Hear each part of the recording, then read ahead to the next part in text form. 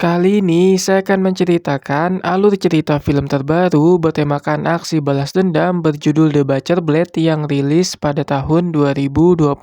Film ini menceritakan tentang seorang polisi kelas bawah yang difitnah oleh pimpinannya sendiri sehingga harus dihukum mati. Namun untungnya dia diselamatkan oleh mantan gurunya yang dulu mengajarkan tentang menjadi aparat yang jujur dan adil. Tapi siapa sangka bahwa sang guru memiliki maksud lain alias ada udang di balik batu. Bagaimanakah kisahnya? Mari kita masuk ke dalam alur ceritanya. Di sebuah desa kecil habis terjadi sebuah tindakan kriminal, yaitu percobaan pemerkosaan dan penganiayaan terhadap beberapa orang perempuan. Bahkan salah satunya sampai mengalami luka yang cukup parah di bagian wajah. Pelaku adalah seorang anak pejabat yang menggunakan kekuasaan bapaknya untuk menindas rakyat. Namun ada seorang polisi kelas bawah bernama Lubu yang tidak pernah pandang bulu dalam menegakkan keadilan, sehingga si pelaku langsung diburu pada malam itu juga untuk diadili. Tapi tiba-tiba ternyata hal tersebut sudah diantisipasi oleh si anak pejabat dengan menyewa beberapa tukang pukul bayaran untuk menghabisinya.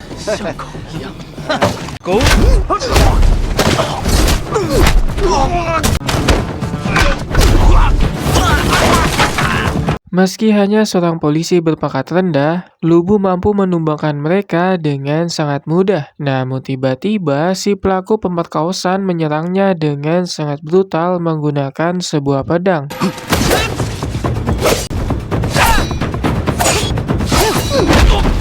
Si pelaku yang notabene adalah anak pejabat Brengkes bisa dilumpuhkan dengan sangat mudah oleh Lubu. Lubu langsung membawanya ke hadapan sang komandan bernama Zeng. Di sana sudah ada ayah si pelaku yang bekerja sebagai pejabat kerajaan. Doi memberikan beberapa barang berharga demi membebaskan sang anak dari hukuman berat karena telah melakukan tindakan hina kepada banyak perempuan. Siapa sangka Zeng yang harusnya menjadi komandan yang baik buat para bawahannya malah bertindak korup dengan menerima barang suapan, sehingga si pelaku langsung dibebaskan pada malam itu juga.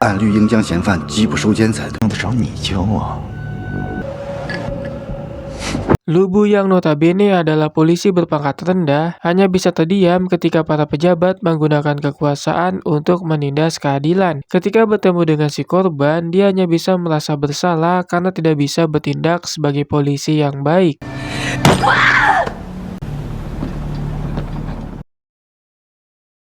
Keesokan pagi, Lubu mampir ke warung gebetannya milik seorang perempuan cantik bernama Yin. Yin memiliki usaha yaitu sebuah warung mie buatan tangannya sendiri. Namun tiba-tiba datang pemilik tanah bernama Wei yang ingin menagih uang sewa yang telah menunggak sebesar 10 tael. Brengkesnya momen tersebut digunakannya untuk bertindak kurang ajar kepada Yin, di mana Lubu langsung melepaskan tangannya secara paksa. Normalnya orang akan sadar jika ditegur oleh polisi karena sebuah kesalahannya, tapi tidak dengan Wei yang tidak menghargainya sebagai polisi karena berpangkat rendahan. Bahkan Lubu sampai direndahkan dengan disuruh meminum suatu cairan yang tidak layak diminum jikalau mau melunaskan hutang Yin.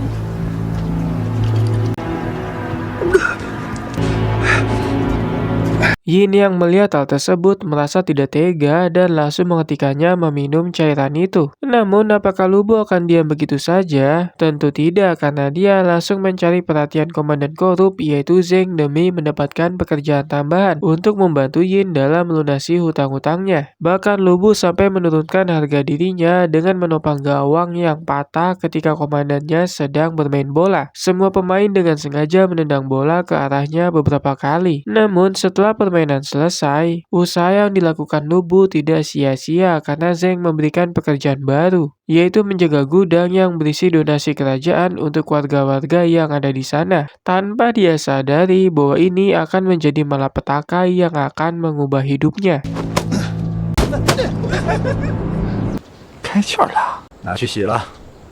Lubu berjaga dengan beberapa orang dari divisi polisi yang berasal dari daerah lain. Masing-masing dikelompokkan menjadi 2 orang, dan dia satu kelompok dengan seorang pria bernama Kim. Kim adalah orang yang jarang sekali bicara kalau tidak diajak ngobrol. Pada malam hari ketika mereka sedang bertugas, tiba-tiba saja Lubu mengalami sakit perut sehingga harus mampir ke dalam toilet untuk setoran. Namun ketika sudah selesai cebok, ada kejanggalan yang terjadi bahwa sebagian besar teman-temannya ditemukan telah tewas dengan cara cukup mengenaskan. Lubu langsung mengambil sikap waspada untuk mencari pelaku yang telah melakukan ini semua, yang ternyata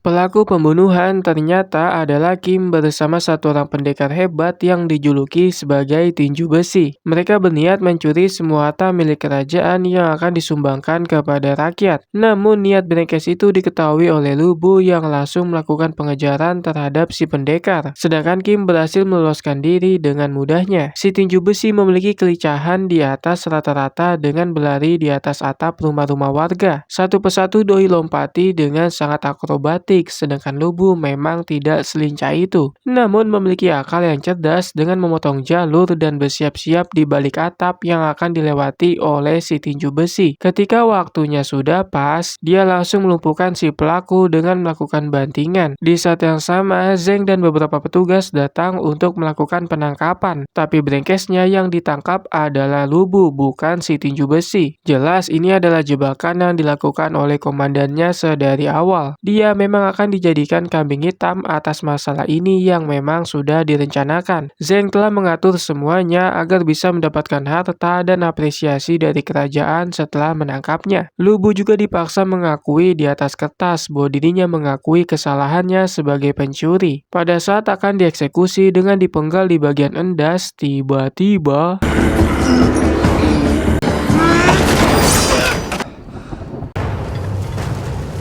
datang komisaris hakim bernama Huang yang akan mengambil alih kasus ini. Awalnya Zeng dan koleganya bernama Xin yang statusnya hanya hakim biasa menolak sebab memiliki bukti bahwa Lubu telah mengakui tindakannya. Namun karena Huang memiliki pangkat yang sedikit lebih tinggi, mereka akhirnya mau tak mau menuruti. By the way, Xin dan Zeng adalah pejabat korup yang ingin menguasai harta donasi kerajaan dan mendapatkan apresiasi atas kinerjanya. Sedangkan Lubu sendiri adalah orang yang akan dijadikan kambing hitam atas masalah kasus ini. Untungnya dia diselamatkan oleh Huang yang ternyata adalah mantan gurunya. Huang memiliki murid lain yang memiliki kemampuan di atas rata-rata bernama Li. Li telah mengenalnya sejak lama karena kebetulan mereka satu perguruan. Di sini Lubu menjelaskan perihal dirinya yang hanya difitnah oleh atasannya yang korup. Ada beberapa polisi pengkhianat yang disadarinya, termasuk Kim yang 100% membelot dan bekerjasama dengan pendekar yang dijuluki si tangan besi. Mendengar hal tersebut, Huang nampak percaya karena tahu betul bahwa Lubu adalah polisi yang jujur, sesuai dengan ajaran yang pernah diberikannya. Mulai detik ini, mereka akan bersatu demi mencari bukti keterlibatan Zeng dan Kim atas masalah ini. 能把大胡子安插进去的，到底是鹰堂出来的。这些年，你过得 Pertama-tama, mereka menginterogasi seorang pencuri yang kedapatan bekerja sama dengan Kim. Lubu adalah orang yang diperintahkan untuk mengorek informasi dengan cara yang sedikit brutal, yaitu dicambuk supaya mau mengaku. Barangkali orang tersebut juga tahu soal si petinju besi. Namun si pelaku tetap tidak mau membuka mulut karena memiliki kesetiaan yang tinggi terhadap atasannya. Dirasa siksaan yang diberikan Lubu kurang kejam, Li menunjukkan cara yang tepat agar si pelaku mau berkata jujur, yaitu menikamnya menggunakan tangan sampai tulang rusuknya patah.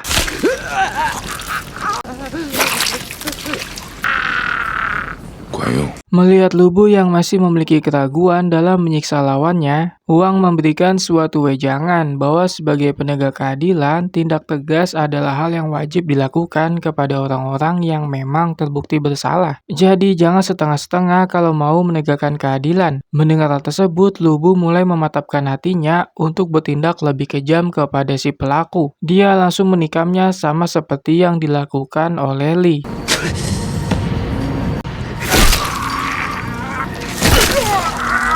Siapa sangka bahwa cara itu berhasil membuat si pelaku berkata jujur bahwa dia hanya bekerja dengan dua orang pendekar, yaitu si tinju besi dan satu lagi dijuluki sebagai si rubah. Lubu dan kawan-kawan harus cepat-cepat menangkap kedua orang itu sebelum Zheng dan Xin meminta bantuan kepada pejabat kerajaan yang pangkatnya lebih tinggi dari Huang. Pertama-tama Lubu dan Li membahas perihal rencana untuk menemukan keberadaan target sembari bernostalgia perihal masa lalu mereka yang ternyata adalah sahabat yang bahkan sudah dianggap sebagai keluarga. Kemudian Lee menjelaskan bahwa seharusnya mereka dapat mencari petunjuk soal kedua pendekar itu dengan cukup mudah, karena harta kerajaan yang sudah dicuri tidak bisa dipergunakan secara sembarangan lantaran gampang dilacak. Si pelaku pasti akan melakukan peleburan supaya harta tersebut tidak dikenali. Jadi mereka hanya perlu mencari tukang pandai besi untuk menemukan keberadaan si kedua pendekar. 别闹了，就一当差的，你不会成亲了吧？不是我说你啊。成亲了吗？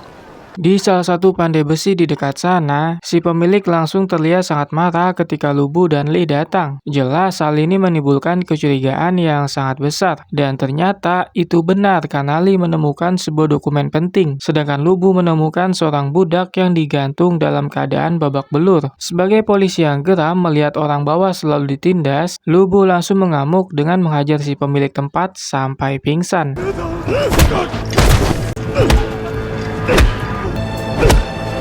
Hasil penemuan itu langsung dilaporkan kepada Huang yang ternyata sedang bersama Wei si juragan tanah di wilayah itu. Tempat pandai besi yang dicurigai oleh Lubu dan Li ternyata miliknya juga, sehingga ada kemungkinan bahwa Wei terlibat juga atas pencurian ini. Lubu yang sedari awal sudah sangat membencinya karena bertindak tak senonoh kepada gebetannya yaitu Yin, sekarang berani untuk melawan dengan menyuruhnya berkata jujur perihal semua lokasi peleburan yang dimilikinya. Dia juga melakukan balas dendam dengan menyuruhnya meminum sebuah cairan yang tidak layak untuk diminum.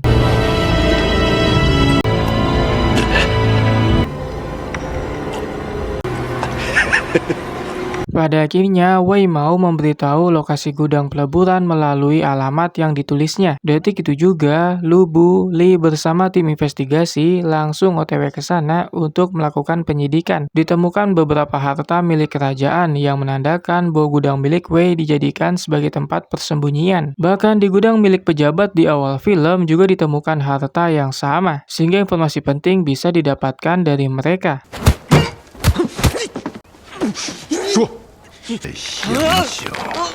Akhirnya, informasi tentang si tangan besi dan si rubah didapatkan dari anak pejabat korup di awal film yang melakukan tindakan hina kepada perempuan. Kedua pendekar itu tinggal di dekat perusahaan konveksi yang jaraknya tak jauh dari sana. Sebelum pergi, Lubu melakukan balas dendam untuk mewakili perempuan yang menjadi korban dengan melukai wajah si anak pejabat menggunakan senjata tajam.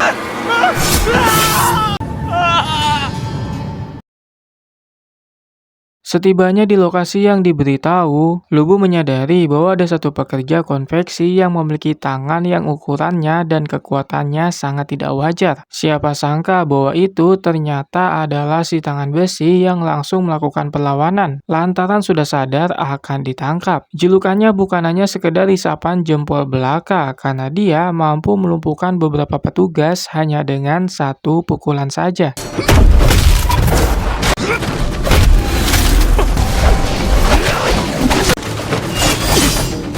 Untuk menghentikan si tangan besi, Lubu harus bekerja sama dengan Li dalam memberikan serangan yang cukup brutal. Namun itu semua tidak mudah karena lawan mereka memiliki kemampuan yang bisa dibilang gak kaleng-kaleng. Satu sama lain saling memberikan serangan menggunakan senjata masing-masing. Sampai akhirnya...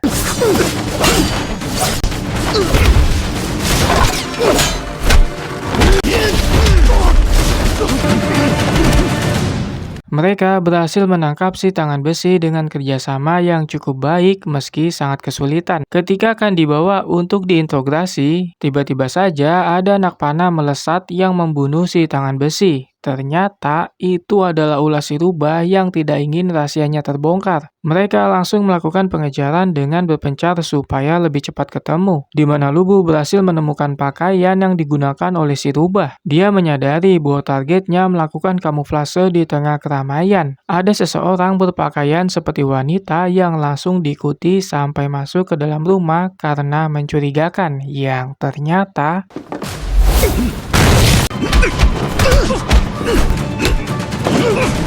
ternyata itu adalah si rubah yang langsung melakukan penyerangan karena sadar penyamarannya telah terbongkar. Satu sama lain saling jual beli pukulan dengan sangat sengit di dalam sebuah rumah yang berisi banyak sekali petasan. Satu persatu petasan mulai menyala dan itu sangat mengganggu Lubu yang terlihat sedikit kewalahan. Namun dia menyadari bahwa si rubah ternyata adalah Kim yang menyamar sebagai polisi untuk mencuri harta kerajaan. 这回的 Setelah insiden ledaknya semua petasan, Kim berhasil meloloskan diri dengan menggunakan momen tersebut. Namun, ada satu petunjuk yang bisa digunakan oleh Lubu untuk mencarinya, yaitu sebuah kantong kecil berwarna merah. Keesokannya, dia mencari toko yang memproduksi barang itu. Satu persatu kios ditanyai, tapi hasilnya nihil karena mereka mengaku tidak membuatnya. Sampai akhirnya...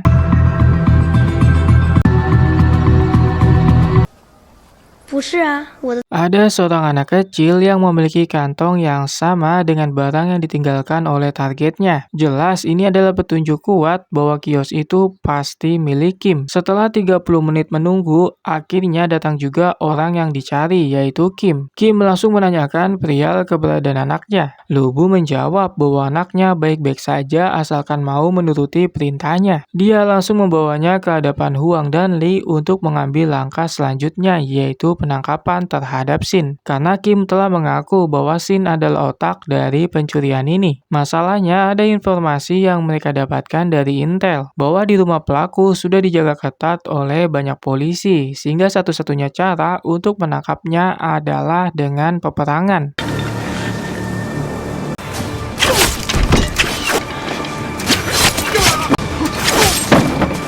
Kurang dari 10 menit, semua polisi sudah dibantai dengan sangat mudah. Sedangkan si komandan korup yaitu Zeng sudah terlihat sangat ketakutan karena kematian sudah ada di depan mata. Lubu adalah orang yang tepat menghabisinya demi balas dendam karena selama ini sering direndahkan.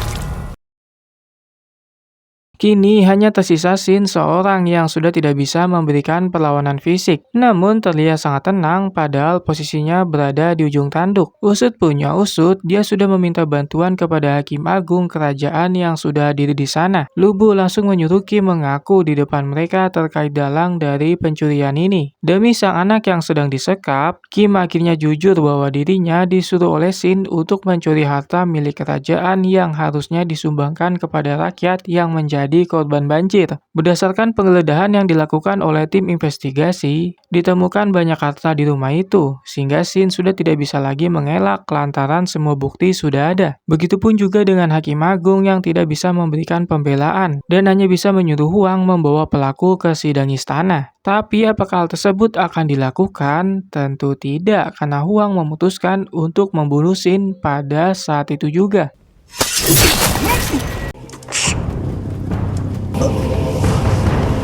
Bukan hanya Shin, si rubah alias Kim juga dibunuh di waktu yang sama. Disinilah kejanggalan mulai terjadi. Harta yang harusnya dikembalikan kepada kerajaan atau paling tidak dibagikan kepada rakyat, malah mereka ambil sendiri dan dibagikan secara merata. Melihat hal tersebut, keyakinan Lubu semakin tergoyahkan untuk mengikuti jejak sang guru. Dia merasa ini sama saja dengan Shin yang mencuri harta. Bedanya, Huang, Li, dan yang lain mencurinya dari pencuri. Apalagi setelah ada perintah untuk membunuh anak Kim yang notabene tidak bersalah. Lantaran anak tersebut hanya dijadikan ancaman agar ayahnya mau berkata jujur. Di sini Lubu merasa dilema apakah harus menuruti perintah Huang untuk membunuh anak itu atau tidak.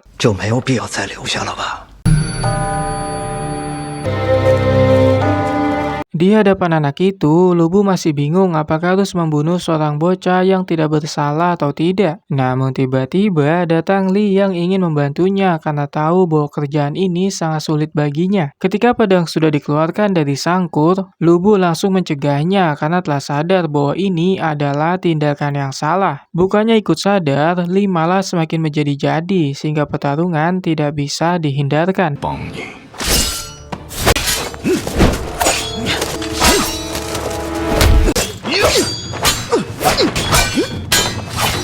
Tak lama mereka sempat berhenti karena Lubu berusaha menyadarkan sahabatnya itu bahwa tindakannya membunuh anak kecil yang tidak bersalah adalah sebuah kesalahan besar dan sudah sangat kelewatan. Namun brengkesnya, Li tidak peduli dan hanya ingin menjalankan perintah Huang. Lagi pula mereka sudah banyak menumpahkan darah, jadi seorang anak kecil saja tidak akan merubah apapun. Mendengar hal tersebut, Lubu sudah tidak bisa berbuat apa-apa selain berusaha melindungi anak itu. Sampai akhirnya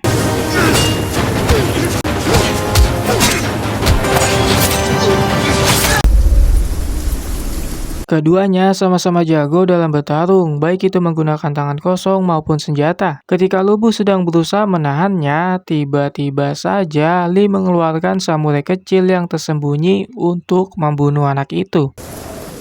我会和老师。 Melihat kekejaman di depan matanya, Lubu mengamuk sejadi-jadinya dengan menyerang Li dengan sangat brutal. Dia sudah tidak peduli lagi sama yang namanya sahabat, guru, atau apapun itu. Jika mereka melakukan kesalahan yang tidak bisa lagi dimaafkan, maka satu-satunya jalan yang harus dilakukan adalah eksekusi.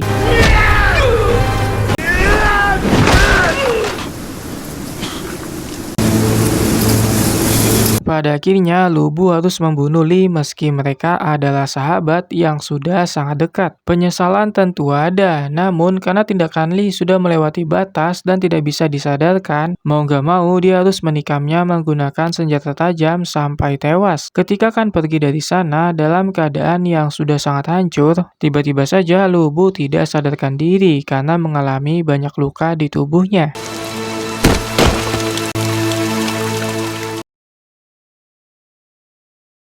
3 hari kemudian, Lubu baru terbangun dan sudah dikerumuni banyak sekali warga yang ingin menangkapnya. Karena ternyata dia sudah dijadikan buronan oleh Huang karena telah membunuh Li. Untungnya ada seorang budak yang sebelumnya pernah ditolong yang kini gantian menolongnya. Pria itu menjelaskan bahwa Lubu adalah orang yang pernah menyelamatkannya dari siksaan si bos tukang besi. Sehingga para warga bisa mengerti dan memutuskan untuk membubarkan diri. Lubu langsung dibawa ke sebuah gudang tempat di mana para korban banjir tinggal. Di sana dia mendapatkan informasi penting dari salah satu warga bahwa ternyata Huang telah mendapatkan apresiasi dari kerajaan setelah menangkap pelaku pencurian harta. Masalahnya itu membuatnya semakin kejam dengan membunuh para warga yang mendukung Xin. Semua harta yang harusnya diberikan untuk rakyat juga dikorup demi kepentingan pribadi. Pokoknya setelah wilayah itu dikuasai olehnya, banyak warga yang menderita karena kepemimpinan yang otoriter. Sekarang yang harus mereka lakukan adalah keluar dari kota untuk menyelamatkan diri.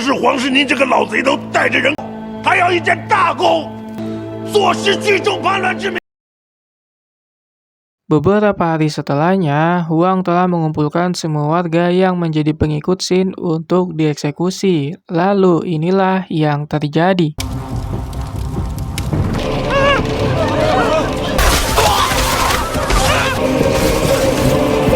Sebagian besar warga hanya bisa pasrah dibantai dengan sangat keji. Dimulai dari anak-anak, perempuan, sampai orang dewasa tewas dengan cara yang sangat mengenaskan. Beberapa orang yang berusaha melawan juga dibunuh layaknya hewan peliharaan. Namun di tengah pembantaian itu, tiba-tiba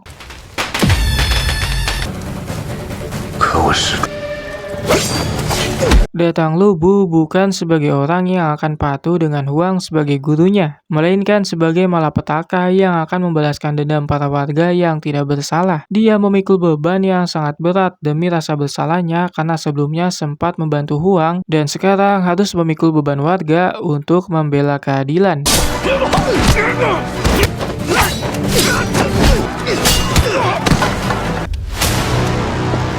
Setelah semua penjaga dibunuh, terungkap sebuah fakta kenapa Huang melakukan tindakan sekejam ini, yang ternyata demi mendapatkan apresiasi dari kerajaan karena selama ini hanya menjadi komisaris hakim rendahan. Dia berambisi untuk naik pangkat meski harus menggunakan cara kotor sekalipun. Mendengar hal tersebut, Lu Bu sangat marah dan akan menghabisinya detik itu juga. Tapi dia harus menghadapi seorang pendekar perempuan terlebih dahulu. Lalu yang terjadi...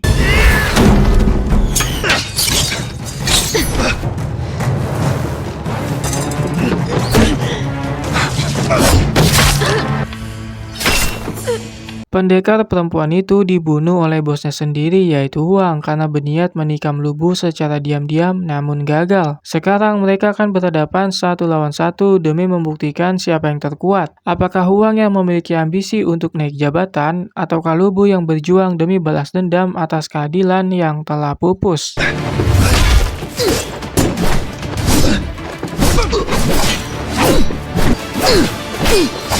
Harus diakui bahwa kemampuan Huang dalam bertarung sangatlah hebat apalagi menggunakan senjata. Bahkan Lu Bu dibuat sangat kewalahan untuk menghadapinya. Namun dia memiliki motivasi yang jauh lebih tinggi yaitu berjuang untuk keadilan rakyat. Bukan untuk kepentingan pribadi, melainkan untuk kepentingan umat. Sampai akhirnya...